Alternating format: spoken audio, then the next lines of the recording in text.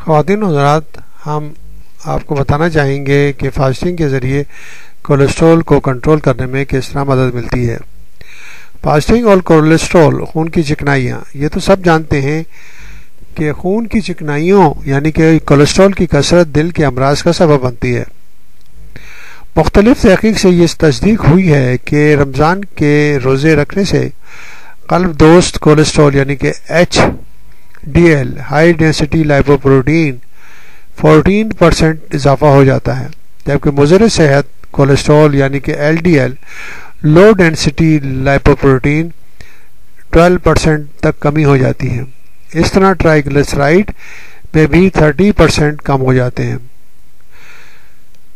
روزے کے مہینے میں ان تینوں چکنائیوں میں 8% کمی ریکارڈ کی گئی ہے۔ جسم کو کولیسٹرول دو ذرائع سے حاصل ہوتا ہے۔ اول تو جگر میں یعنی کہ لیور سے یہ روزانہ 1000 ملی گرام کولیسٹرول ملتا ہے۔ اندرون جسم انسانی ضروریات کے لیے یہ مناسب مقدار تصور کی جاتی ہے۔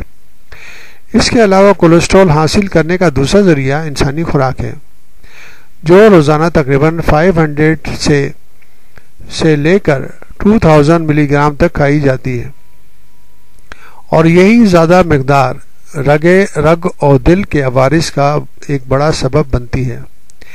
کھانے کے بعد اس کی نفس مقدار معدے اور آنتوں سے گزر کر خون میں جذب ہو جاتی ہے اور روغنی لمحیات کے ساتھ آمیز کر کے خون میں گردش کرتی ہے، اور نفس مقدار براز کے راستے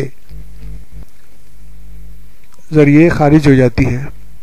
فاسٹنگ کی حالت میں چونکہ کم کھایا جاتا ہے، اس لیے معدے اور آنتوں کو سکون ملتا ہے اور کولیسٹرول کی کمی واقع ہو جاتی ہے۔